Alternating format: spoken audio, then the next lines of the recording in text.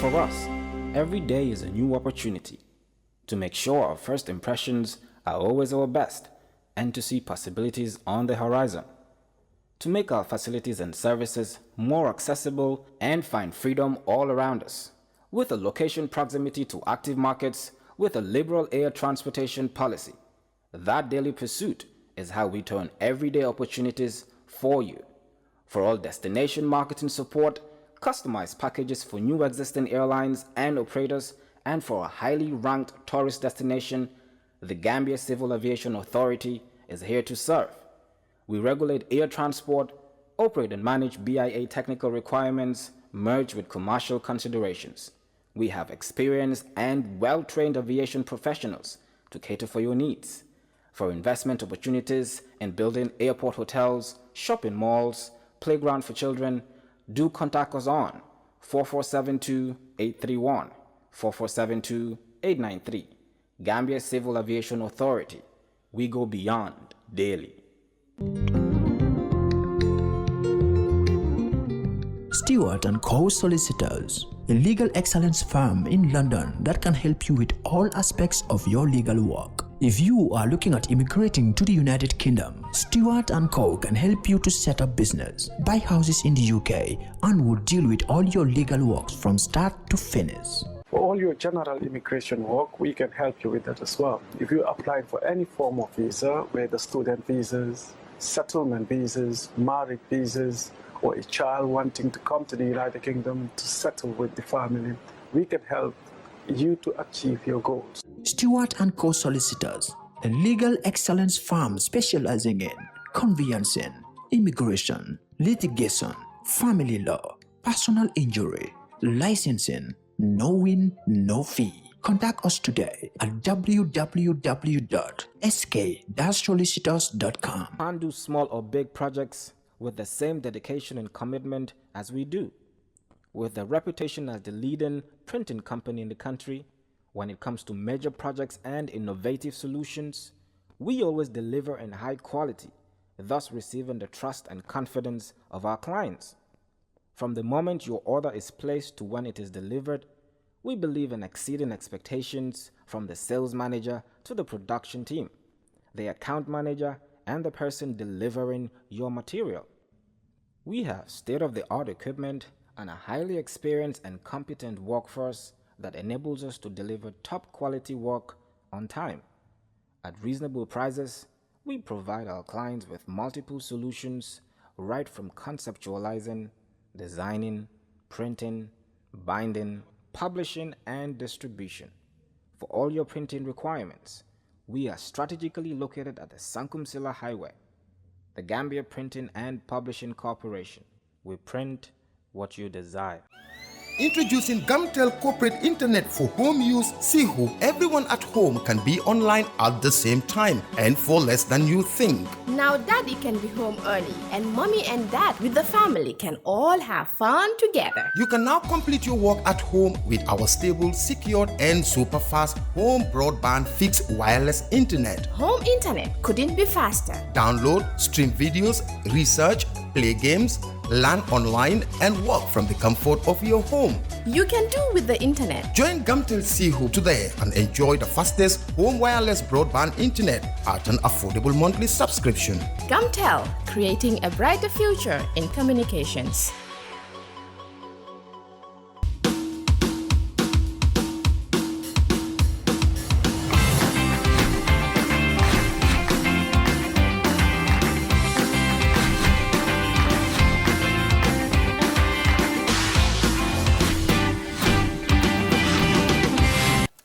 Hello and welcome to another edition of Kerr Fatou.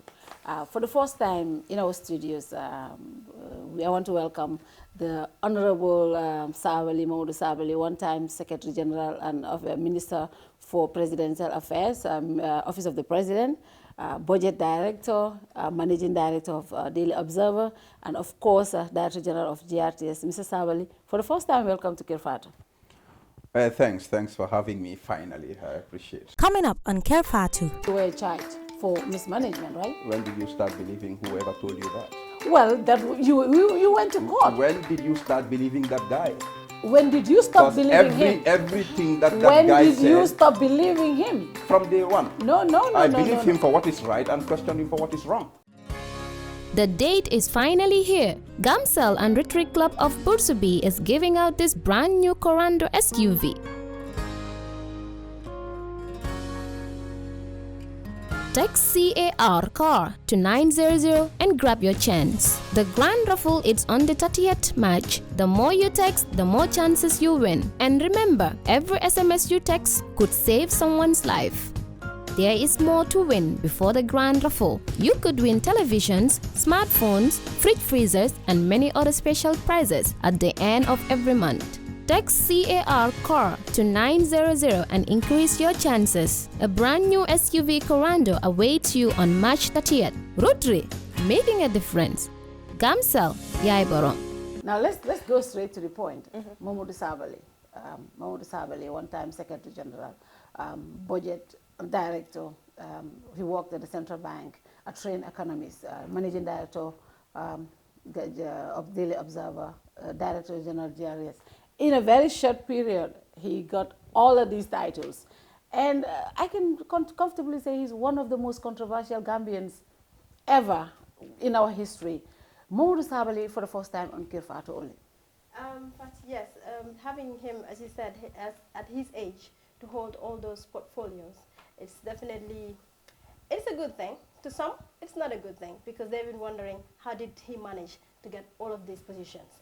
Did he really deserve it, or did he work his way for it? So again, but then we have him, so it's... How old was Bibi Daba when he was vice president? I don't know that. Somebody just told me he was 35 yesterday. Which is very good. So you need to look back at the history books. Sabally is Sabally, but one thing we can compliment him for is that he is a boy of smartness. That we can give it. He's a boy of smartness. Boy of smartness. Yes, he was so back so. Yeah. But what I'm saying is, at that age, having all this... I'm just giving you context, because I'm so tired of people to telling me you were so young, blah, blah. I became Secretary General, I was like, 39 years old. Yeah. Yesterday, somebody was telling me when Bibi Daba was vice president, he was 35. He was ambassador much younger than that. And their era is, for some reason, portrayed as the golden standard. I'm more than proud to be. I wish I were Secretary General even younger than that, because I would have done even better. Which is not an issue. Sabally, your favorite hashtag on social media is "Can't Cage Me." Yes. Who's trying to cage you anyway? The whole society, including you. How? How? Yes. Because from my favorite philosopher, Ralph Waldo Emerson, he says the entire society is constantly fighting to cage the individual from being him or herself. It's this eternal quest for conformity, which I reject in its totality, because I'm a nonconformist. I want to be myself. Unfortunately, many people relate this hashtag with the physical incarceration, which I went through. It's partly that too, because what happened to me, for doing nothing absolutely wrong, I was sent to jail. Well, that is not what we were told. You were charged for mismanagement, right? When did you start believing whoever told you that? Well, that you went to court. When did you start believing that guy? When did you stop believing him? Everything that when guy said... When did you stop believing him? From day one. No. I believe him for what is right and question him for what is wrong. So, and that's on the record. The point is... Yes, the point is... I was incarcerated physically, and the whole game was to break me down and to get me to run away from this country, or to change my ways, or to break my confidence. And I defied that.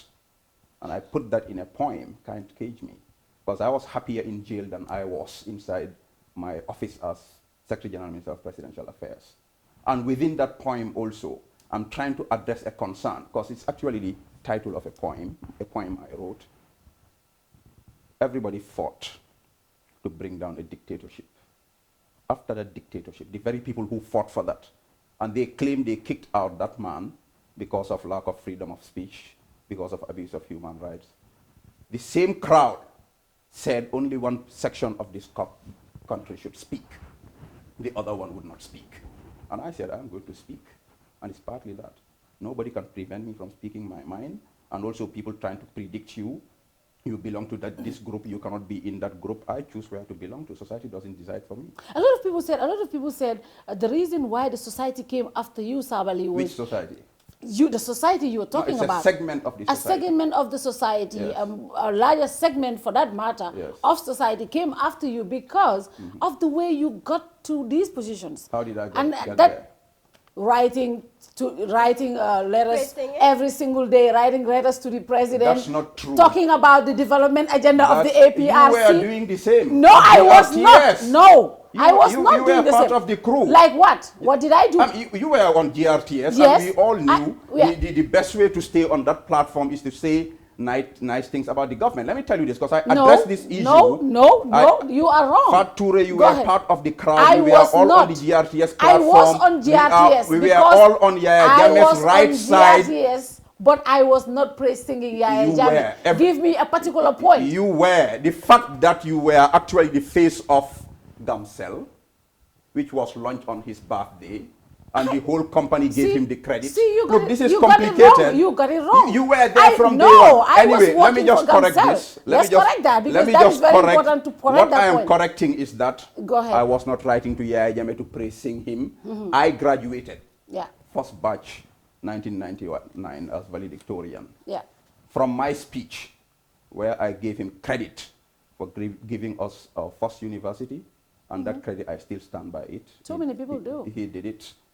So that was portrayed several times on TV, because Jammeh had a very good propaganda machine.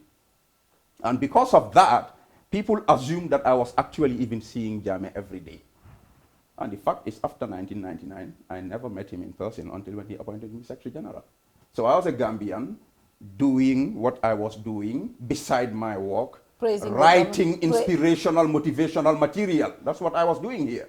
And actually, that's what earned me the position, but that's a story you will have to find elsewhere, not on this platform.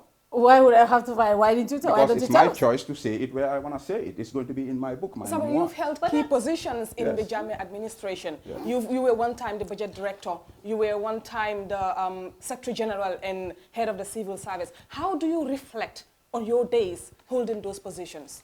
Fantastic. Such a great opportunity to have served my country, sometimes on a very trying circumstance. I have served my country with great pleasure, fantastic satisfaction, honor, at really relatively tender age. Because when I was budget director, I remember when I met my colleagues, because I used to be a part of the ECOWAS budget committee, they call it the CAF, Admin and Finance, and my contemporaries, other budget directors would come, and when I chaired them on budget director, they used to be wowed. I remember a Nigerian came to my office when I was Secretary General. And when he saw me, he said, it's this small boy. You know, but it was such an honor to have served the country. I'm very proud of it. So how do you see the civil service today? How would you assess them? Our civil service, yes. I wish it were stronger and more dynamic than it is. And I'm not going to blame the current government for that. I understand we used to have a really well-seasoned, because I was in Taiwan in 1999, and I met their prime minister. This was, 1999, it's like 5 years after Jawara left, right? And their prime minister was an Oxford graduate. He told me Gambian civil servants were about the most professional, most seasoned back then. Jawara's time. Jawara's time. But we know that the Jammeh's era saw a lot of hiring and firing, and that actually weakened the civil service, and it's still weak. So, and that situation needs to be turned around. Do you think the Barrow government is doing anything to do civil service reforms to change that? Because it's been 2 years since they took over. You know, this is a very serious situation, and I'm really concerned about it.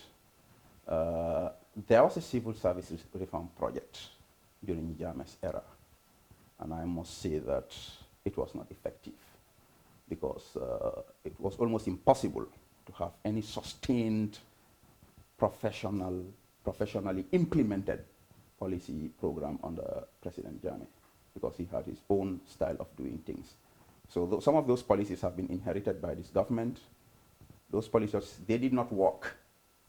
They are not going to work now. I'm not going to sit here and say anything to please anybody, because it's a very serious national issue. It's almost an epidemic. We need a game changer, a complete paradigm shift. What specific areas do you think the government should concentrate on to make sure the civil service works for the ordinary Gambians? Because honestly, our civil service is non-functional. Yeah, you know, yesterday I met a top government official in Banjul. And when I saw him, the first thing I asked him, does government have a policy to employ the thousands of young people being graduating in this country per year? And that's because I knew there was a convocation at the university during the weekend. On Monday, I'm getting into Banjul. I saw a ceremony at the High Court. Straight, I assumed it was a call to bar. And I'm wondering, where are all these people going to get jobs? And let nobody, including Mohamed Jagana, the Sarahule head of the Chamber of Commerce, because they like to push their own private sector agenda. The private sector is not going to do it, not in the short term. Government needs to have a policy to engage and employ the thousands of young people we are training and graduating on a yearly basis. Within that, there could be a headhunt, for instance, a deliberate targeting of smart young people, trainable, and I'm underlining that because not everybody is trainable. Trainable young people, inject them in the system and protect them. And I'm underlining that word too. Why protect? Because if you are a smart, dynamic young person in the public service, you become endangered species. People go after you to try to destroy you. I'm sure we've all gone through that. And that discourages some of these young people because some of us are not very patient also. Once you are hit once, twice, you try to run away. I am hoping, because President Barrow seems to have a very nice temperament. I've not seen him get into this rapid hiring and firing too, because that has been the problem in the past. Sometimes you have a good visionary leader, at least within the public service, who wants to do something. He starts something before he gets ready, he's fired. Somebody comes, maybe he doesn't like the policy. You know, I think we've had relative stability in the civil service over the past 2 years. So the president, and I think it's only the presidency that can do this, from my experience in the civil service. The presidency needs to, and I know right now we have quite a bit of experienced people there, people I respect inside State House. They need to go on some aggressive policy to inject greater capacity into the public service and to retain that capacity. It's a complex game. I don't think we can finish that on this platform. Okay, your opinions and ideas that you've been saying, I've been following you for some time now, that you've been telling this present government. Were you doing the same with Jammeh? Absolutely, without a doubt. Publicly or privately? Well, why would I want to go to a banter bar to talk to my boss when I'm in his office? Why would I? But you're doing that right now. That's actually unprofessional. But that's what you're doing right now. Because I'm not in office. So I don't have access to the president. If I am in office, I would not go to the newspapers to talk because I have access directly to the guy. Yes, but if what you're saying that it's not being implemented, what would you do? You would just sit and go with If I am in office... Because you were in office and most of the things you're saying now did not happen in that office. How long did what I... Did you do how long was I there? A year? Does it matter? I was there for a year. It matters. Yeah, it matters. No, you are injecting your prejudices now no, because whatever policy you do, it's a function of time. That's basic common sense. Really. The point is, I was in office. I told Jammeh what I wanted done. Sometimes he was doing things I didn't like. I went to him and told him. I'm out of government now. I don't have access to Adama Barrow. When they do things that are not right, I go on social media and say it. When you guys in the media, you ask me, I am bold enough to speak my opinion. We will get back to I was bold enough to look at Yaya Jammeh and tell him, you want to do this way, that's not right, do it that other way. And those who were there knew I was among the few people who had the courage to tell that man to do otherwise. We will get back to having access to the president. That's going to be for the later part. But let's get back to Sabally as an economist. Yes. How do you assess the economy of this country right now? I have said, I've been asked this question several times since this new government came in. And generally, I've refrained from criticizing the government on economic policy issues because I know very well what economics is all about. I was a central bank budget director. I know economic policy implementation is very difficult. So I've refrained from criticizing until recently when one one journalist tried me on a radio show about economics, and I just really, from the background of where we came from, a weak policy environment, really,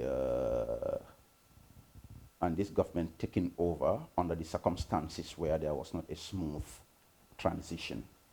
A lot of public institutions were already weak. And my biggest fears during the impasse actually were about the economy. What's going to happen? Is NAWEC going to go kaput in between? Because I knew NAWEC was always on the life support. The budget situation, the foreign exchange, was our currency going to crash? Was there going to be I had serious fears about the economy. The budget situation in 2019 most especially, you've written a piece addressed to Momodou. No, I'm not fast forwarding, I'm just taking it slowly, step by step. We've seen the 2019 budget that was passed by the National Assembly, which some economists will say doesn't sit well with macroeconomics fundamentals. And you had issue with the 50% increment, salary increment for civil servants for the fiscal year 2019, and supplementary appropriation bill too. I think what we need in this country is, don't you think we need more of fiscal discipline if we want to maintain a healthy economy? Like James Cameron said, like the budget is not just a collection of numbers, but it is also an expression of our values and aspirations. Why are you trying to put words into my mouth? No, I am not. She asked a question and she's answering. No, I'm not answering it. Do you still stand by those posts you make on Facebook and of course the letter you sent to the finance minister? 100%. Okay. What I was saying is the background that this government inherited a difficult situation. And my worst fears about the economy did not happen. The economy was largely stable. Inflation was still within single digits. GDP growth was respectively within the last 10-year average. And some of those macroeconomic variables were pretty satisfactory. But we didn't know that, we knew that the situation was not ideal. We were just saying, Alhamdulillah, hallelujah, thank God, things are relatively okay. And within that framework is when this whole Mambu Renjai thing happened. You are bringing a budget and you're telling us you're going to increase salaries by 50%. I said, okay, I'm definitely, and I made this very clear, because sometimes what they do is I make a post on Facebook, one paragraph, they misconstrue it, misrepresent me. This time around I said, it will not stop at a post, I will write a full letter. And explain clearly what I meant. And I said clearly, we all know there is a need for an increase in salaries. I'm not against increase in salaries, but to have a quantum jump in salary increase by 50% is unheard of anywhere in the world, especially given the macroeconomic realities. Is it sustainable? I said this is bad. It's not only unsustainable, but it's also counterproductive, because you're trying to raise the income of the civil servants, but it's going to create inflation, and inflation is going to eat into their real income, so the net effect might be zero or even negative if we are not careful. The classic economic caveat, ceteris paribus, all other things being equal. And when I did that letter, and then we found out all of a sudden I have a supplementary appropriation bill that actually is like adding injury to insult. I wrote another letter to the finance minister again. I said, we are talking about the sustainability of a 50% salary increase. Now you are asking for a supplementary appropriation bill. 3 weeks. That means you actually spent more than what was approved. And you know, for me, it's I've been in macroeconomic management environment for 20 years. I started working in Central Bank in 1999. I've never seen anything like this. So I want to come there. You know, a lot of people said the money was already spent even before it was tabled at the National Assembly. As a budget director, is that anything normal for a government to spend money that has not been approved by the Assembly? The fact it has been done in the past. You know, but is it right? It's not right. Okay. Even though it was done during your time? It has happened before. Okay. Yes, it has happened before. Okay. But the point is, that's why I said, you never heard me say that the SAP should not be approved. I never said that. I just criticized the finance minister for it. Because if you know that you have an SAP, and we've done that before, and it's not right, if you know that you have that situation, because that situation was there before the new budget numbers came in, and you still had the courage to propose a 50% salary increase, a 50% increase that you didn't even explain how you were going to fund it. So the SAP situation was really, the fact that it happened was not good. The way they handled it was not good, and the result is disastrous. Sabally, one might argue that the SAP is constitutionally mandated as per the 1997 Constitution. No. How do we balance that? That's why I'm saying I never said the SAP should not be approved, even though the issue of the limit also came into the debate. You know, some said that it's unconstitutional, that we should go beyond a certain threshold. But to go for SAP, ordinarily, it's okay. What I'm saying is, SAP, you mean that you spent more than what was approved already, or you are going to spend more than what was approved. How can you go and say you are still going to increase spending on salaries, which is one of the most critical? That's why I gave the classic, the parable from the Mandinka. Do you think it's politically motivated? Actually, just to add on to that, we're talking about money, finances, and economy. But then we've seen the commission, and you've been implicated somehow. What are you talking about? Wait. When, where was I implicated in a commission? No, that's a libelous statement. I have not been indicted. I am not a suspect. I am there at the commission as a witness. You should withdraw your statement. I've not been implicated in any way. He was a witness. And then you were taking money. 2 directives. I was not. Look, so you need to you need to withdraw your statement first, because you made a libelous statement. It's completely unacceptable. It's completely unacceptable. What you said is what you said is unacceptable. You need to withdraw that. I think it's important to... If you are not withdrawing it, then the interview stops. No. I think it's important. Because this is completely reckless. As a media team, we want to make this clarification. You were a witness to the commission. Yes. And these things are important, not just you, but so many people, including the current finance minister. So that is important to establish. So let's continue. Let's continue. Let's continue from that point. We're talking about economy. We're talking about money. Yes. Right? Yeah. And Sabally, some people did say there was directives that he acted on. Look, other directives by the that way, he gave. Yes, I think look, directives. You are the host. She either retracts that statement or she keeps quiet, or this interview stops right here. No. I think it's important, Sabally. I think that's his opinion. But No, she made a libelous statement. You're telling me it's her opinion. What is important about a commission that's legally sanctioned, that's sitting, has not. In fact, it's unprofessional. But that yes, she should raise that issue here about a commission that's legally sanctioned and is still on. And she's just one of those people who have their prejudices and they are able to throw it around even without evidence or anything. It's completely unacceptable. It's important for us to establish here that until the commission report comes out, we cannot tell anybody that you are, you have done this. I think Sabally came as a witness, so that is important to establish. Through the witness, let's just be fair. Yeah. Money not collected she has an option to retract the statement, stop here, or the platform stops right now. I want to move on. Yes. I want to move on from this question. Sabally, so I want to come back to the finance minister. What's your beef with the finance minister? I don't have any. It seems like you have a beef with the finance minister, whether you say it or not. Almost everyone. But when the finance minister was appointed, you made this statement. You said some Jame employees are more equal than others. You call it like an animal farm situation. And when this budget was tabled, I follow you religiously. Every post you make directed to the finance minister. The finance minister, you never direct your post to the president most of the time. Why? What is your beef with the finance minister? By the way, let me say that the post with the hashtag animal farm, you misconstrued it. Really? And other media people. I am Momodou Sabally. I am not afraid of anybody. Are you scared to say you have a issue I'm against the finance just minister? Listen to me. Okay, go ahead.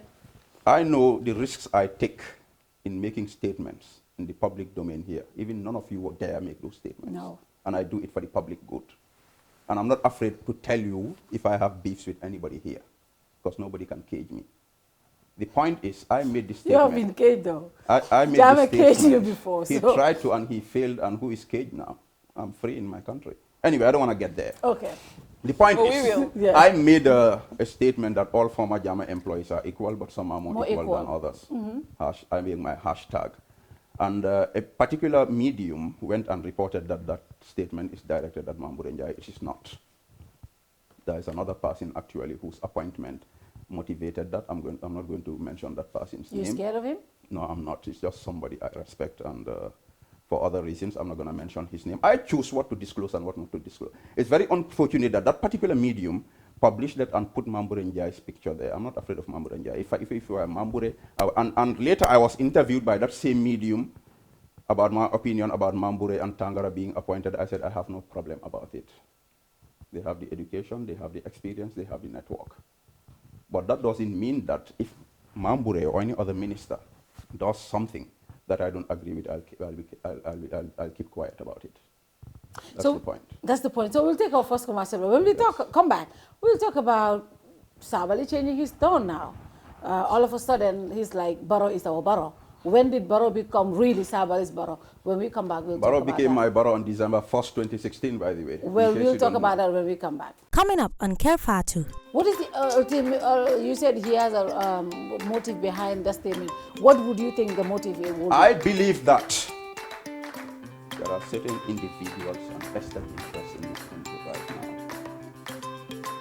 who feel that now that Yaya Jammeh is away, the cat is away, any mouse can play. Those who are currently in government, they don't deserve to be in government. Because those people from the outside doing these attacks, and it's both overt and covert, they feel that because they are more educated, more exposed, they should be in this position. Why do they come and fight for it? And if they want politics, if they want to be a scapegoat, they don't form a political party and get their hands dirty.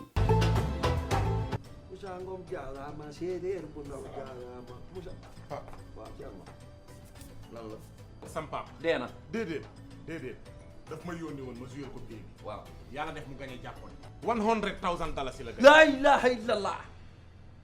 te yow xam nga ne sama papa dafa amee cardiaque. yow da ngaa dof yow xam nga luy $100,000. am naa ko kay man naa lu ñëw bëggoon nga dimbali ci demal na nga def damaa toog rek sama xel mi ne ci yow xam nga bërki démb li daal si benn waay fee waaw ma romb ko rek bërki démb muy yuuxu di tëb ma ni kii lu ko dal ñu ni ma daal ci loto gaming Gambie bi la laal jar na ko laal na ci lu di waaw nga dafa am Quarté am Kente am Tiercé waaw maanaam nag tey jii Kente bi la te jackpot bee passé xaalis Kente mooy lan Kente maanaam mooy juróomi fas yi waaw beneen bi am na Quarté mooy ñeenti fas yi ak Tiercé tey nag xaalis bi daa gën a yokk lu tax ndax jackpot bële dañ kaa tegaat ci bii maanaam juróomi fas yi boo ko jàppee ci ordre mooy risque nga désordre bi sax day fay bu ma ko jàppoon yooyu moom noonu la demee da ngay dem rek jouer am na lu ma yaakaar man gis naa seen kii yi keesku yu ndaw yi ci biir dëkk bi mais daal dama ni lii moom amul xaalis da nga ciy def sa xaalis day jël wecce rek sànni ko fa xool jëmbat la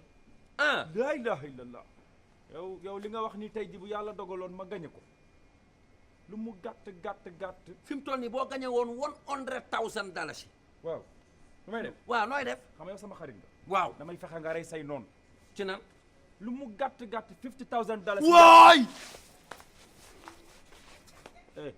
Thierno woowee ambulance lan la lu xew ni sa baay gay dee na sama papa gay lu ko rey $100,000 ne ko boo ma gañaloon si li ma la yónni dama ko koy jox mu daanu ni sama kaw man waxuma ko mu waxee woon la ko noonu yow la ko waroon informé ndax yow yaa ko gañe yaa gañe jàppoon. Dreaming of owning a property in a prime location with great proximity and fantastic neighborhood? EJ Investments Sanyang Seaview Estate is the best choice you have been waiting for. Our Sanyang Seaview Estate is approximately 15 minutes drive away from the busy hub of Brusubi roundabout and into the heart of nature, where you can have a peaceful and relaxed lifestyle with your family. You can buy a finished 4-bedroom story with 5-year flexible payment plan or a service plot with 2-year payment plan option. With over 300 homes, you will enjoy big tar roads with covered drainage, modern electrification with solar street lights, gated entrance with security post, and a breath-catching experience of our beautiful sea view and lake view. You can own a home today at our Sanyang Seaview Estate. Call us today on 446-4838 or 325-9220. Visit our website on ejinvestments.net. EJ Investments, first in property. fay lempo warugal la si képp koo xam ne doomi réew mi nga ak ñu fi dëkk bu fekkee ne ci at mi sa koom-koom weesu na $2,400 dalasi mbete weer bu nekk di nga am lu tollu si $2,000 dalasi lempo si la nguur gi di sukkandiku ngir liggéey yokkute réew mi GRA mooy banxaas bu nguuri Gambia sas ngir mu fayeku lépp luy lempo ci biir réew mi ba tax na GRA di yëgal faykati lempo yi ne warugar la pour ñu fay lu ñu naan withholding tax on contract payment maanaam bépp contract bu waay joxe te si biir réew mi la ñu toog kon xaalis si contract bi ngeen nangotoo war nga cee wàññi ci xayma téeméer bu nekk fukka bu fekkee ne contracto bi dëkkut ci biir réew mi bu boobaa di nga war a wàññi téeméer bu nekk fukka ak juróom lii mooy lempo bu ñu naan withholding tax on contract payment lii mooy lempo bi nga xam ne yow mi joxe contract warugal la nga wëlbatiku dem fay ko ci maakaani GRA tax office bu la gën a jege mbete ci banque yi GRA jagleel pour fay lempo war ngaa jébal lempo bi si diiri fukki fan ak juróom gannaaw bi nga wàññee ci xaalis si contract bi amul benn contracto bu ñu teggil fay lempo bi xanaa mu fekk ne nguuri Gambia ñoo ko jégale boole si projet yi nga xam ne mbootaay ndimbali ñoo koy dépense GRA di fayeku lempo ngir yokkute réew mi. Every young Gambian dreams of a university degree. He wants a good paying job after graduation, a pretty wife, and ultimately own a dream home. What if I can't afford my desired dream home? And that is why you need to visit Universal Properties. We specialize in customer satisfaction. We listen to every of our clients' needs when we show the properties to our clients. Before you know it, you hear the client saying, I like this house. This is the room that cuts my heart. And most of the time, they cling to the door, never to let go. Most clients want to close the deal right there. And that is why we always have their contracts in the trunk of our cars. We work at our client's pace. No haggle, no hassle. We're waiting for you at our office in Caraba Avenue here in the Gambia. Have you run out of cash power? Do you want to transfer funds to your family? Or do you want salary advance without coming to the bank? Your banking services have just been brought to you on your mobile phone. Download and install from your App Store or Google Play Trust Bank's mobile app. Simply search for TBL mobile app and follow the instructions. You can access the following services: funds transfer, cash power purchase, forex rates enquiries, mobile airtime top-up, mini statement, balance enquiry. TBL app is the only app that allows you to take salary advance and many more. You can also interact with your customers using our USSD code by dialing *533#. At Trust Bank, we bring innovation that is useful to you, our valued customer. With our mobile app and USSD, banking is at your fingertips. Trust Bank Limited, proudly Gambian. Make a difference and text CAR CAR to 900 to win a car with Gamcell.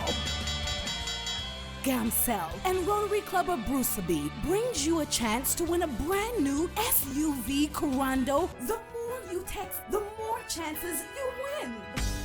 Join Gamcell today for your chance to win a car, fridge freezers, televisions, smartphones, and lots of cash prizes.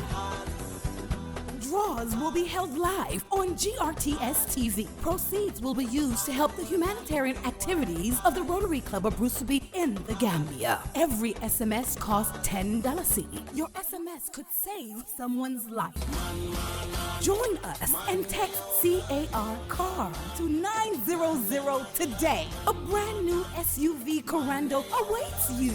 Rotary, making a difference. Gamcell, Yai Borom.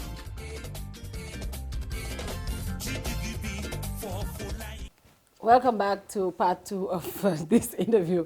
So Sabally, just like where I stopped when we had our first commercial break, one thing that I don't know was where you belonged, but one thing that was certain was you were not a big fan of this government when they came into power, because that was demonstrated by the number of criticisms you level against them on your social media postings. All of a sudden, when did you had a change of heart as to following the current president on his development plans? By the way, you actually reframed your question again. At the break, you said, when did I start supporting Barrow? That was your theme. No, Now you change that to following Barrow's I'll come back plan. to that. I'm talking about the development plan. I'll come back to that. Barrow being your Barrow is another thing. We will come back to that. I'm talking about the national development plan. National development plan, by the way, there is no way that anybody who is patriotic and development oriented, even if you are in opposition, there is no way you can go against a national development plan. So that one is a no-brainer. A plan to develop the Gambia, I will support it just like I supported other development plans. But you openly said, in fact, I watched an interview, you openly said, I think it was Sadio, when you openly said, this government will not get the pledges that they are telling people is going to come. You are very critical of this. Yeah, that's a pledge. A pledge is a pledge. You know what it means? Because Yeah. I know our people from Kiang, they thought the pledge, the president came with the money in the aircraft, which is wrong. A pledge is a pledge, it's a promise. And I know these tubabs. I was a former budget director. On several occasions, we had promises for budget support. It never came. This year, finance ministry was battling with the same problems, even though they didn't come out to tell us. That's partly why we had this SAP. So these EU and the other development partners, sometimes they just sweet talk our people, and in the process, they create problems for people. I mean, you remember all the millions that were promised when this government came, and where's the money? So I know these tubabs and their games. So that's why I said this pledge, the full amount will never come here, and I still stand by that. It's not going to come because they will strangle you with so many conditions, setting you up for failure deliberately. So I know what I'm talking about. So we better focus more inside and get more serious about domestic resource mobilization. And as my newfound economist friend said, it's not a collection of numbers. Get more serious about fiscal discipline.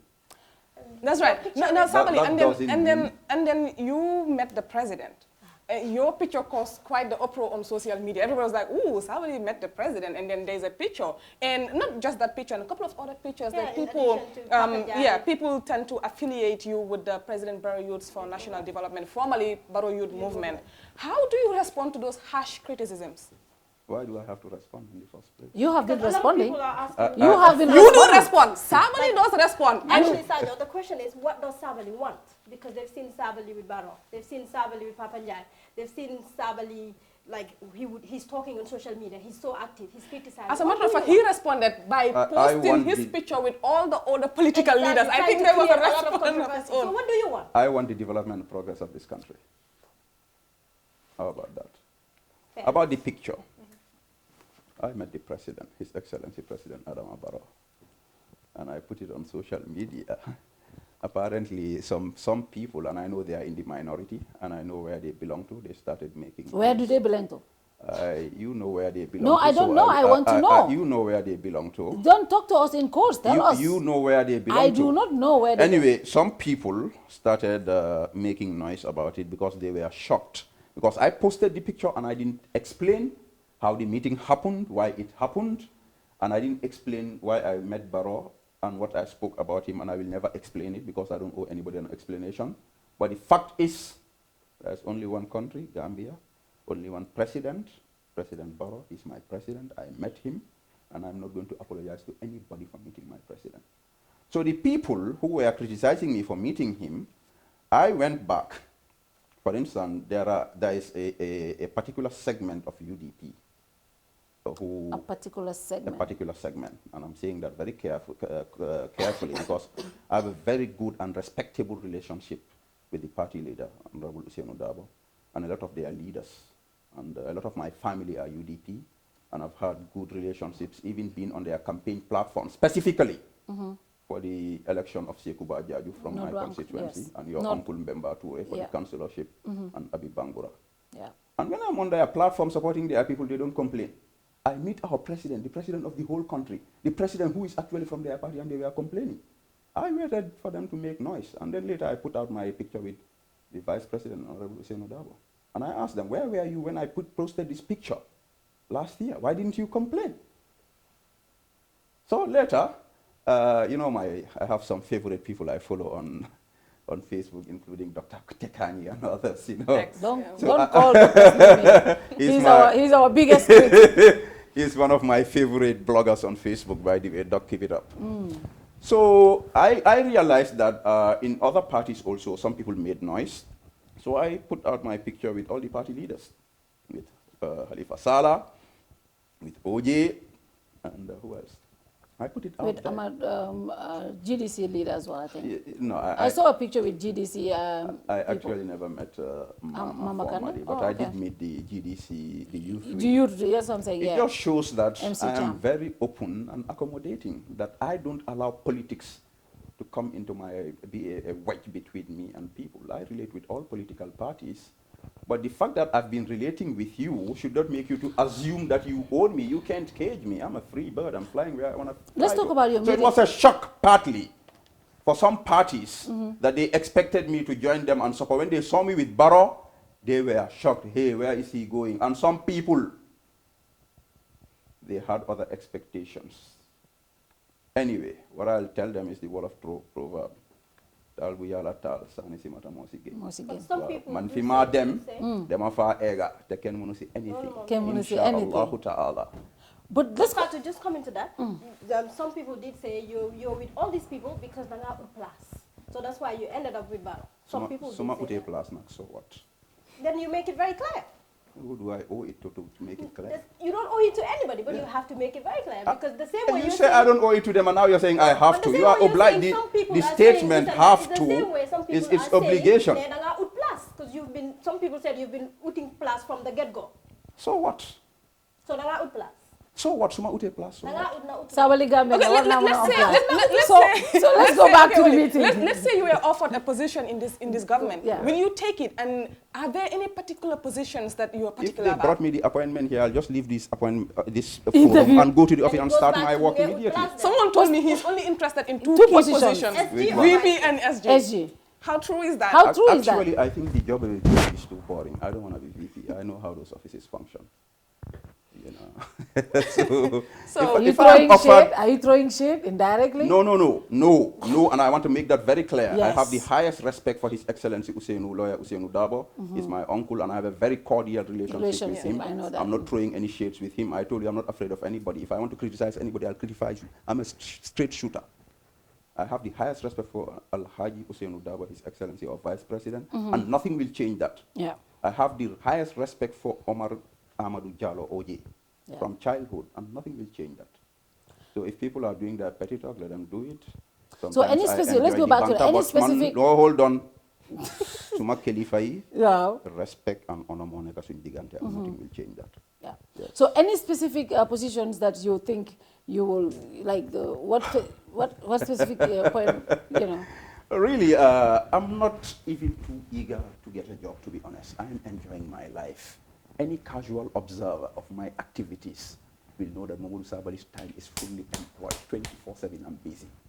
I am contributing positively towards the development of this country by inspiring, mentoring, educating, guiding, and inspiring thousands of young people in this country and abroad. So I am not an idle dude, and I'm a writer at heart. I am writing. I am a happy guy. But I do know something about government. I have a level of competence. And there are thousands, hundreds of thousands of Gambians who cannot wait for me to get into government. I've never lobbied a position. I was budget director. I didn't even apply. I was headhunted. I was secretary general. I didn't apply. It was a shock. I took it. If I'm given a job anywhere in the government where I feel that I can positively contribute, I told you, if the letter comes now, I'll stop this interview and go to work. Did you discuss any possibility of joining the borough with the president, the government with the president? Did you guys have the conversation, like, working for the government? I tell you, I'm not going to discuss what I discussed with my president. That's classified. Barrow is Sabaly's Barrow. Barrow is our Barrow now. No. Not just Sabally. It's Olis Barrow, it's Sajos Barrow, it's Fatou's Barrow. Yes, Barrow is our Barrow. Barrow is our Barrow. Barrow is our Barrow, all of us. Shout it out loud. Barrow is our Barrow. Barrow is our Barrow. Yes, Barrow is our Barrow. Exactly, thanks for confirming what I'm saying. Let's get back to CRC. The Constitutional Review Commission. Yes. What is your assessment of that? And that letter you wrote. First, what's your assessment? What's the assessment first? Now, you come here, the first statement you ask is, say the Sabally is controversial. Yeah. Yeah. You are the ones creating all this controversy. Why don't you ask me about my inspiring work? No, what we are going to Leadership no, Academy, we will about get my to choir. that. We will get so there. you guys are the most controversial journalists I have ever seen in my life. No, take your title. Sabally, listen to me. All right, No. CRC. The I'm CRC. not running from your question. Sabally enjoys this thing. He creates it. That's why he would go on social media, do a post, and then sit on the site.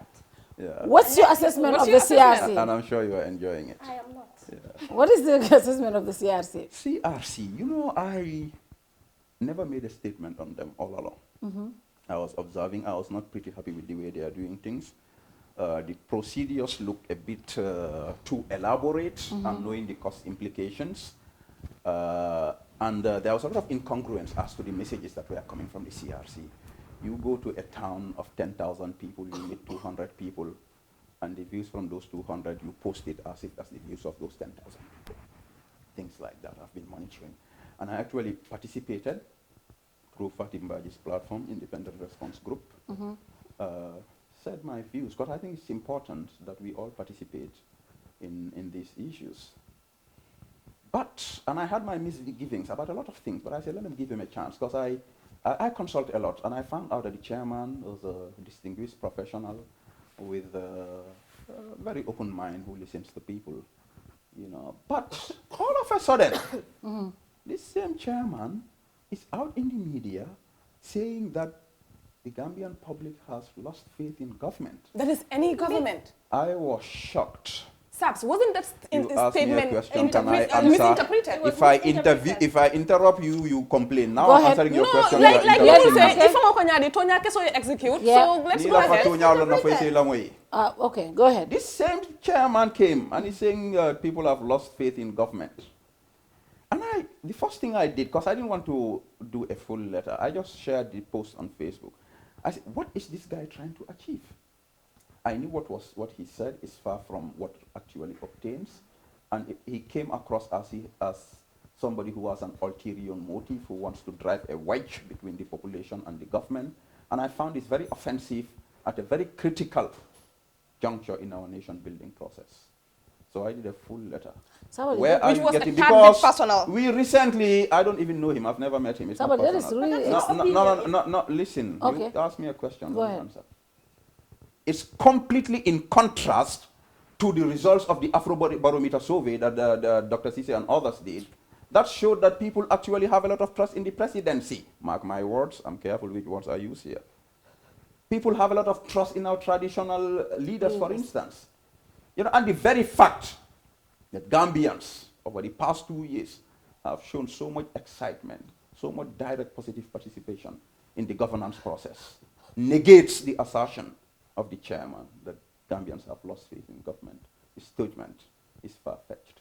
Your letter, though, seemed to be a little personal. It's not. When you Sabally, it is. When you told him where he was 22 years ago. It's not just him. Now be careful. No, Sabally, that was sometimes you misread my statement. No, but no. Okay, can you clarify that? That was really a little personal. What I said was, and you also mentioned right now here. Spokesperson No, I am not. You're asking me a question. I'm not answering. You are jumping into the and asking me. All right, go ahead. Hello. All right, go ahead. Go ahead. Go ahead. I made reference to an essay I wrote before because we have this situation here. Certain people who left this country, some abandoned the country for the past 20-something years because of one man. You leave your country, you don't participate in the governance, you don't even have a say. When you even come on vacation here, you don't want people to know that you are on vacation. All you are interested in is your personal properties and your family. And now, those are some of the people who want to come and portray themselves as if they love this country more than us. And I made it clear that I'm not talking about the opposition.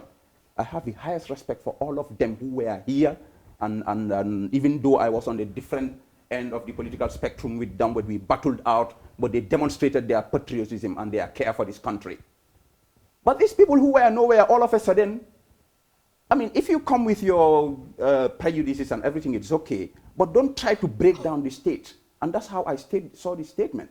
A responsible person like him, a justice of the Supreme Court, making such a statement. And the irony is, he's part of this government.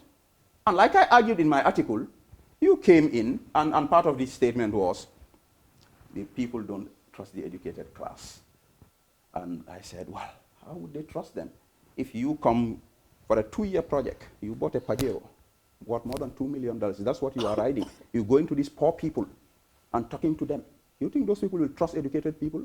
And for now, as far as I'm concerned, he's one of the most ubiquitous faces of government right now. He's part and parcel of the government. So is he telling us that people have lost faith in him? Why didn't he resign? What is the ultimate, you said he has a motive behind that statement. What would you think the motive would be? I believe that there are certain individuals and vested interests in this country right now who feel that now that Yaya Jammeh is away, the cat is away, any mouse can play. Those who are currently in government, they don't deserve to be in government. Because those people from the outside doing these attacks, and it's both overt and covert, they feel that because they are more educated, more exposed, they should be in this position. Why didn't they come and fight for it? And if they want politics, if they want to be at State House, let them form a political party and get their hands dirty. I don't like these underhand tactics, operating through quasi-government institutions. You are paid by the government. All your movement, logistics, everything is provided by that government. And you're trying to undermine that very government through subtle means. You don't bite the finger that's the hand that's feeding you. It's completely unacceptable. And even though Gambians sometimes, we are laid back and we take things for granted, some of us are here for the country. Are you the new attack dog for Barrow? I'm not. I never even mentioned Barrow. You don't bite the hand that feeds you. Now, you call this person a newcomer because in the previous government, he didn't participate. Then how about the people who participated and they were accessories? I didn't say government. I didn't say government. I said in the governance process. In the governance and I mentioned what I'm saying here. Yeah. This whole thing is coming from an essay, and you would have read that actually. Yes, we did. What I'm saying is, whether you are pro-government or opposition, you were here, you were participating. I specifically even mentioned somebody, one of my biggest critics, Momodou Jane. They never turned their back in this country. They never abdicated their civic duty and responsibility. But those who were never had, now they come, they want to lord it over us, and they want to create a wedge between the people and the government. I'm not going to sit down and watch that. And I'm not speaking on anybody's behalf. I'm speaking on my behalf as a Gambian. What's my take on that? What about the us that were part and parcel of that former regime that did a lot of things to people? What about that us? What's your take on them? They are patriots. They're not. One of them was just awarded an honorary PhD degree. Why didn't you criticize her? Let's stop these double standards. Let's go. No, it's not about double standards. No, because what I know here, some of the people, you see the double standards. When did the going started going tough in Gambia? The going start. When did the going started? When did the going start getting tough in this country? Some people, they were enablers, and we all know that. The role they played in the former government. Yes. We all know it. Yes. Right. But so what those people right now? Yes. And some of them are in government. Yes. Some of them are not. Some of them are definitely contributing. Right. So why didn't you say where were they? Because the time they were there, they were not doing justice to Gambians. What I am telling you is, you guys, especially you and your ilk, you divide the people into two. Those who are in your groups and in your circles, if they were in Jammeh's government, you term those people as good ones, they can come back. The others you are not related to, they don't belong into your circle, you negate them. What defines so this is the kind of double standards we should stop in this country. Sabally, you on every interview or every platform you sit, you seem to be very defensive. You talk about this circle. You talk about I will be defensive if you are attacking. It's simple. You expect me to sit down and watch you. Are you from a different circle? So you think you're not part of this circle, so you have to be a certain way to be part of the circle. You should not expect Momodou Sabally to sit down and you're trading a false narrative and I sit down and watch you. I'm asking you. It will never happen. In your presence, so I am not. So still on the letter, you spoke about, when he spoke about intellectuals, the educated folks, a lot of people called you, I'm just going to say it the way people say it, people called you a very dishonest intellectual. What would be your response? Who called me a lot of people, especially on social media. I never heard anybody say that. People say, tell me who. Sabally is an intellectual. Tell me who. Intellectual. I believe Sabally is educated. Yeah. Yes. But I would not call him an intellectual. Why? Because from what I know of intellectuals, they're critical thinkers and they're problem solvers and they think rationally. Sabally start on national TV and insult a whole tribe. You read a statement when you were a Secretary General. I never insulted anybody. President Jammeh wrote a statement, handwritten. Handwritten. Asked us to read it. We got back to him with a minister who is still alive and working in this country, that we are advising against the reading of this statement. He insisted that the statement would remain as is, and it should be read, and I read it. And I never approved of the statement then, I don't approve it of now. I never endorsed it then, I don't endorse it now. And I was asked in several interviews, so this issue is actually stale, that it was not my statement, and that I do apologize to everybody that this is not me, and anybody who knows me and my background would know that I would not say anything offensive to even somebody else's tribe, talk less of mine. And this is the last time I will ever discuss this issue. Once again, listen, once again, I do apologize to everybody for that statement, but it was not my statement. It was President Jammeh's statement. I never endorsed it then. I don't endorse it now.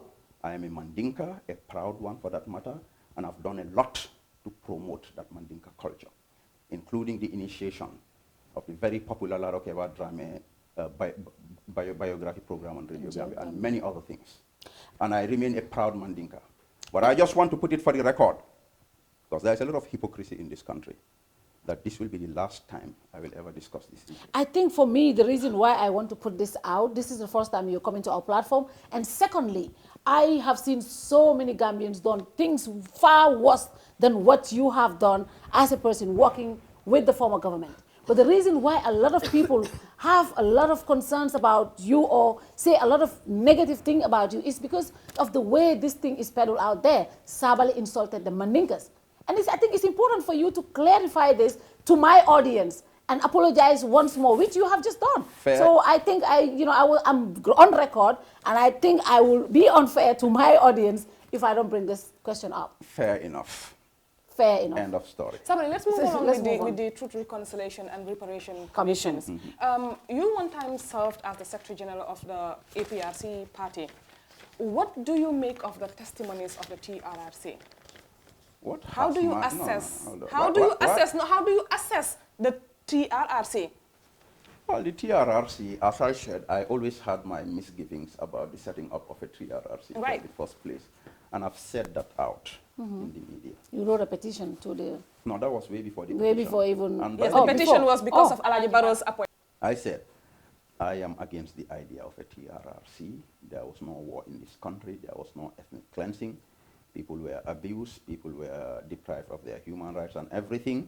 And we should find a way of resolving those things. I believe one of the issues we could have done is use our traditional institutions to resolve this. And I said, personally, I'm a victim.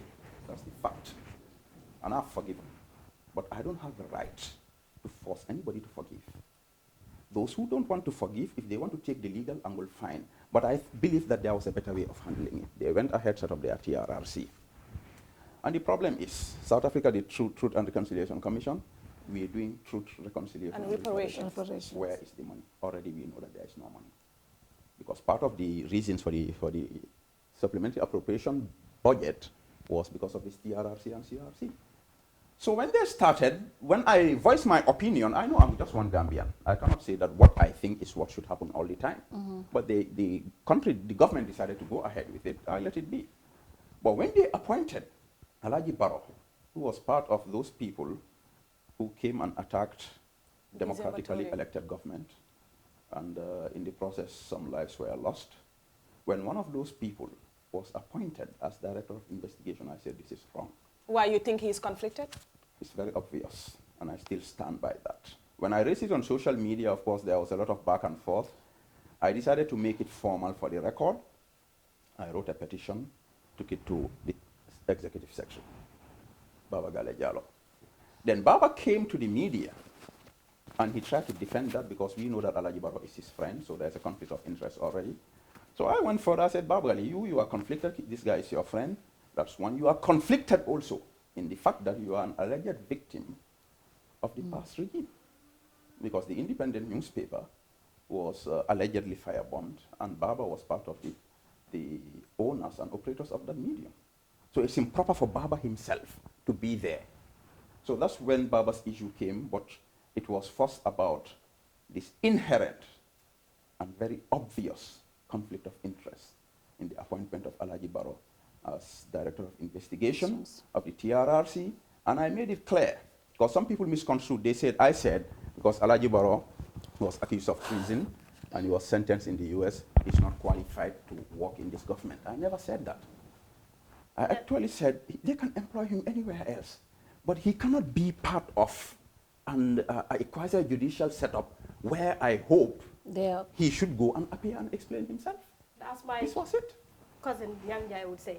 The whole Gambia is a crime scene and everybody is a victim. Yang Jai is wrong. That's completely wrong. That's his opinion. You serve as Secretary General of the APRC party at Yes. some point. Yes. Do you think they have a chance of a comeback, and are you still a member? I'm not a member. Do you think they have a chance of coming back? Well, I don't know, but what I know for sure, the APRC is alive and kicking, and they would have a huge influence on the outcome of the next election. That's all I can say for now. On what basis? Because of their numbers. Just the crowd here, that a rally that practically shook the ground. Yeah.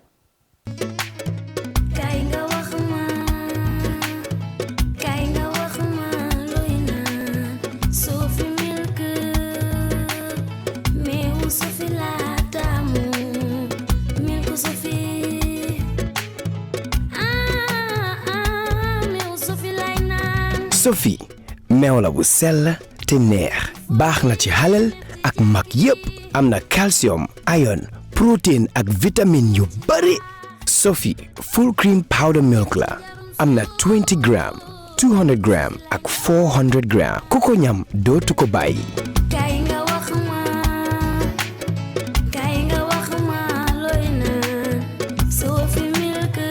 Sophie proudly Gambian. Better and stronger as the sole ground operator at the Banjul International Airport.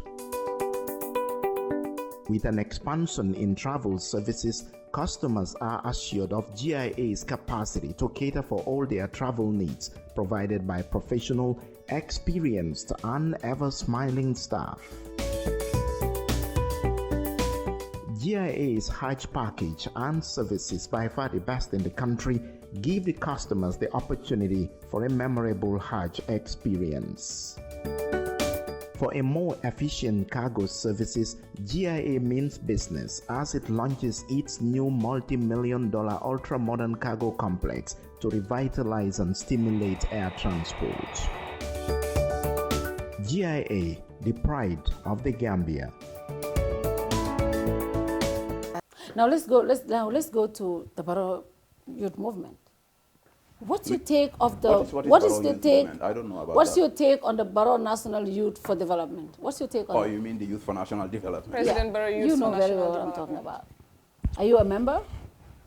You know, everybody who knows me knows that I'm a youth worker at heart. Actually, my first job in this country was 1997 as a youth assistant.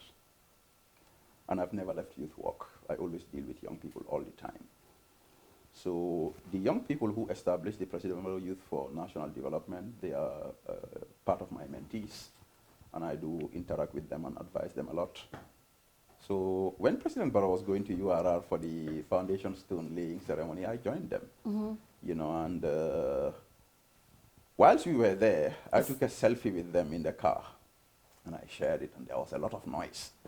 Sabally has joined Barrow Youth Movement. And some of the young people within there, they were actually concerned. They came back to me and said, like, boy, I joined a movement. I'm part of the President Barrow Youth. Same thing, you can't cage me. If I decide to be part of that group, who has the moral authority to question my belonging to that group? So, and later, of course, I did the cap with the president's picture, and when I shared that, that even enraged them further. So are you or are you? I'm part of them. I'm supporting them 100%. I don't have any executive or leadership role, and I'm not intending to take anyone, but I know they are established for a good purpose.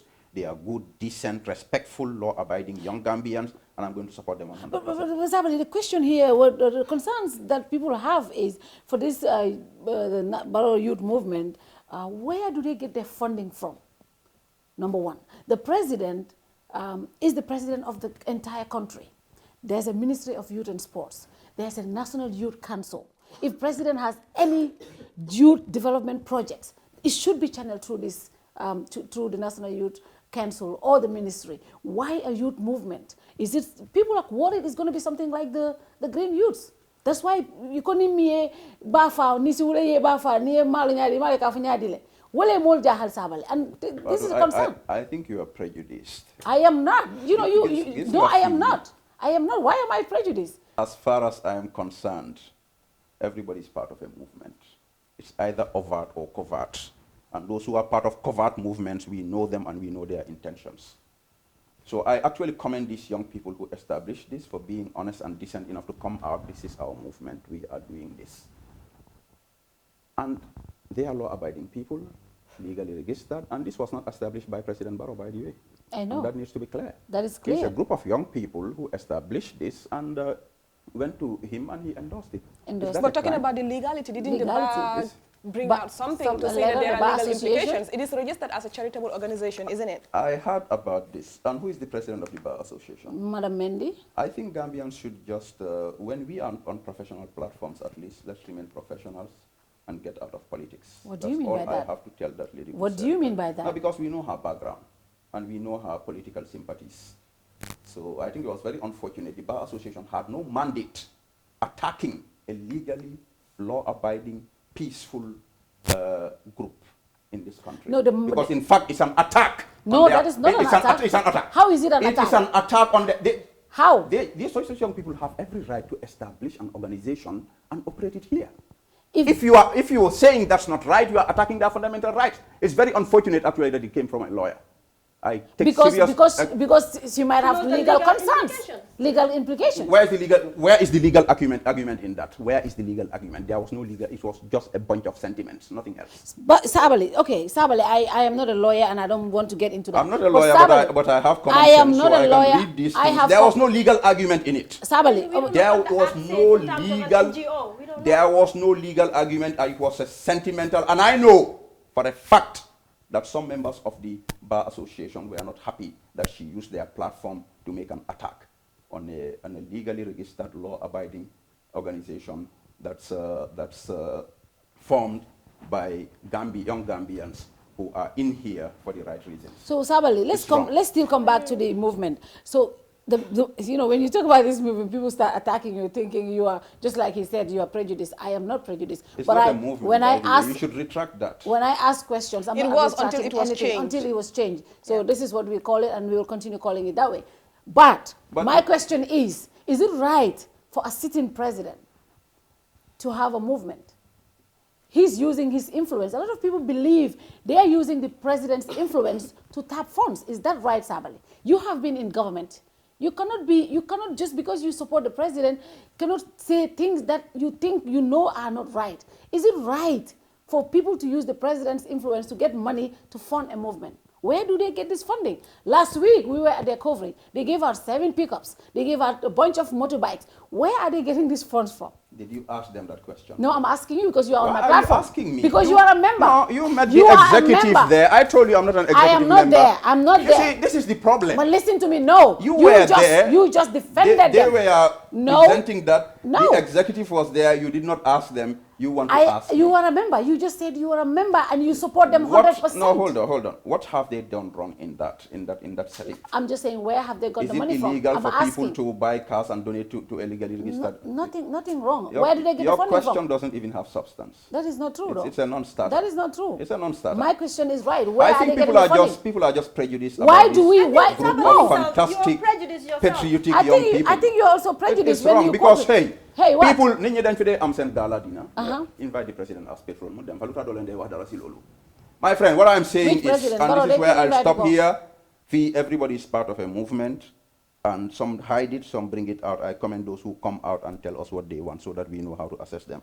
Congratulations, President Barrow Youth for National Development. Are you the new? Are you groomed to be the new attack dog for the president? The president doesn't need attack dog. Yes, he's he a does. very cool, calm, collected guy. Really, until when he don't called, even put that idea into his head. He called Dr. Sise. Where were you? Was that calm and collected in your opinion? Let's live in dogs. No, he wasn't. No, he wasn't. No, even doctor is not talking about that now. No, why? I'm not going to start talking about it. See? I was here. I remember Sabally. I remember Sabally throwing jabs at the president when he said that. Now you're retracting that. No, I didn't throw any How jabs. how the point soon? is How soon my Sabally has changed? No. Manduma they attack President Barrow. That's one thing. You about throw me. shade. I have a soft spot for him. I have all the respect and honor for him. But let me clarify. all do. Let me clarify. Mm-hmm. You guys keep misconstruing me, and that's why now you see I reduce the post. Now I do full open letters so that you understand exactly what I'm saying. That's great, and is we love the open letters. Yes. But you don't send it to Kerr Fatou anyway, because you don't need our platform. Because you guys were, if I may use Baxo's word, you were my againster. So that's why I don't send you my articles. Againster. Anyway, so the point is, you mentioned Dr. Sise. Yeah.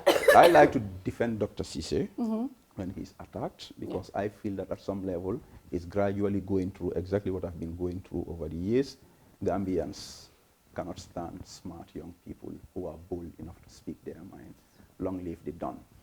I don't agree with that. Cute, smart young doctor. May Allah continue to guide, protect, and bless him. Amen. Now we need to talk about this.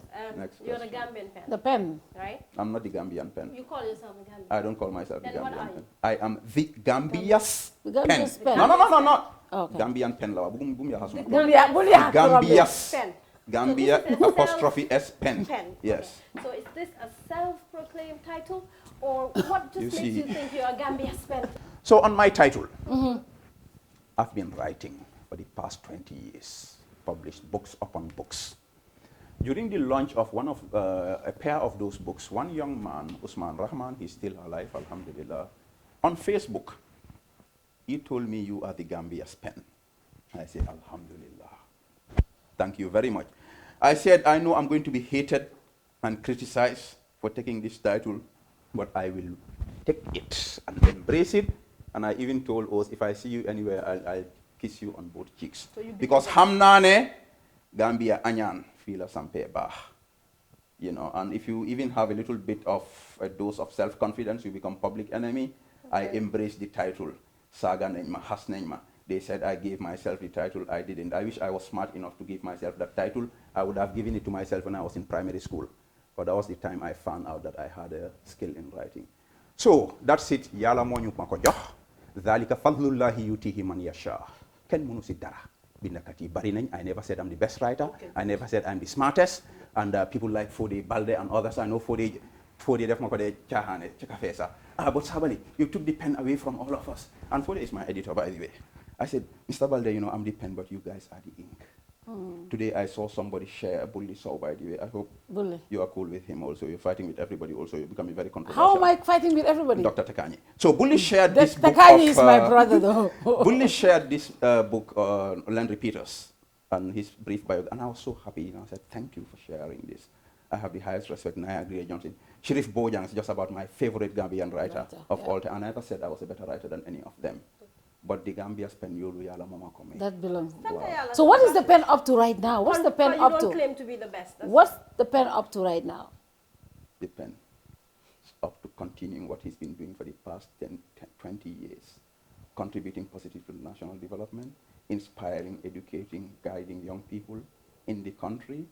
Now, knock on wood, car mashallah, the whole world is calling on me on global platforms. I was at the African Youth Platform last year. I was in the Global Youth Forum in Egypt this year. All of the African youths are calling me again to go educate and inspire them. I have my leadership academy, Sabally Leadership Academy, which I see is being copied left, right, and center now. Alhamdulillah, yana yala heb dolly.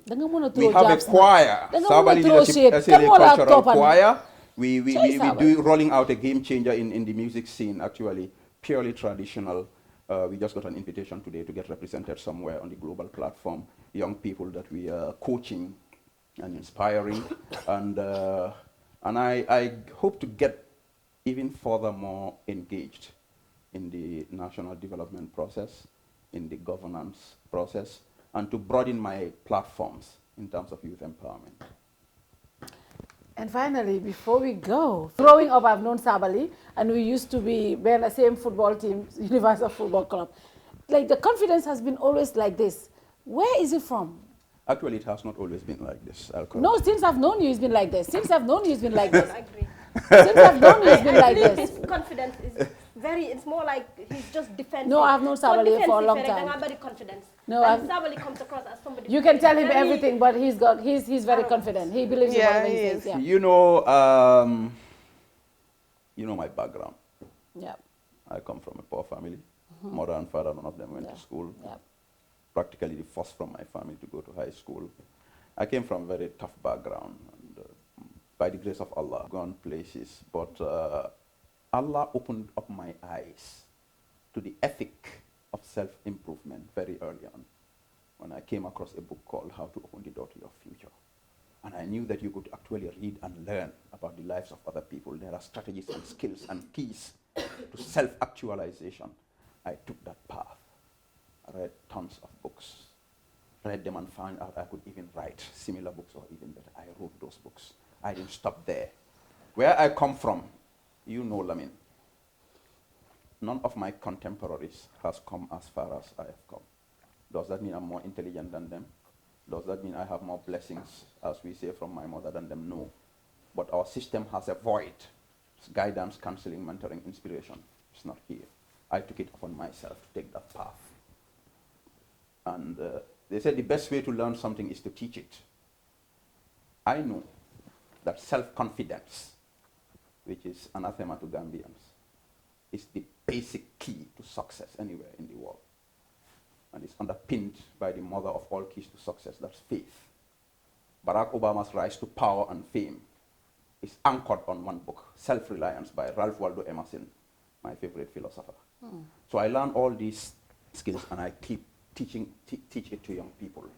So I built up my self-confidence deliberately to a certain level, and I know Gambians don't like that, but I keep building it, and in the process I see people are learning all over, from here throughout, and I keep doing that.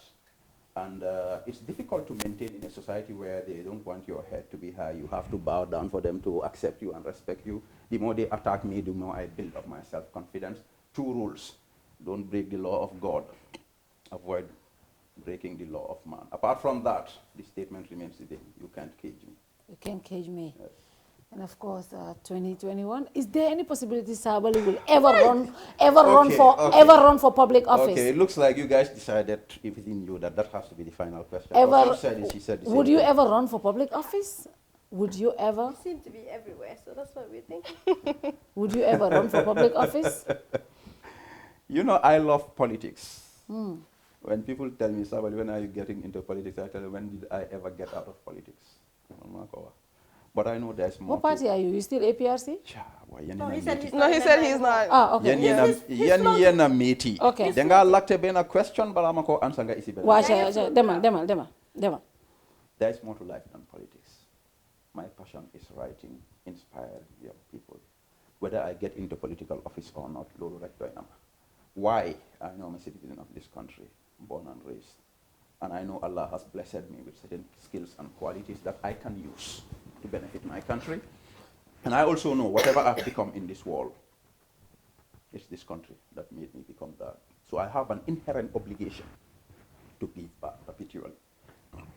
If that means getting into politics, so be it. I have no plans to run for 2021, but I'm hoping that I'll see a candidate who would represent the best interest of the country under the circumstances, and I could throw my weight 100% behind that candidate. Should President Barrow rerun? Do you think he should run? The agreement was 1 term. Do you think he should run? President Barrow has every right to run for another term. So since the guy who was here, we were criticizing him for not going by the rule of law, I think let's allow the playing field to be level. Let's go by the rules. I think Barrow has every right to stand, and if he stands, that should be okay. If people have trust and confidence in him, they can vote for him. If they don't have, they can vote otherwise. But I think he should be free to stand. Do you have confidence in him? Yes, I have trust and confidence in President Barrow. Of course he does. Final message. Thank you for coming to our platform. It was a very fruitful discussion, of course, in a very Sabally form, but that was a great one. Thank you very much for coming here. I thought you'd say in a very Sayo form, because I'm normally calm on my interviews, but today, because you are here... No, you're not. Oh, really? Anyway. Only for today. And for me, I'll just say thank you for coming, and it's nothing personal. I was you happened to sit on our platform, and I happened to ask you things that I have discussed with people, things that people talk about, and I have to ask you. So, and I'm not prejudiced, and that's it pretty much. I believe it's personal, but that's okay. Well, that's at least we're able to discuss. This And, is and I know you actually said you discussed it in your groups. So you pour represent you then expect me to smile and give you tea. I'll fight you. But anyway, it's okay. You are my sister. I think it's a fantastic thing, and I just hope we'll be able to carry on this kind of platforms. And your mindset needs to change. That's the point. She's trying That's to the cage point. me. You cannot My mindset is you cannot tell me what kind of mindset I'm going to have. This is the problem I have with you guys. You cannot cage him, sir.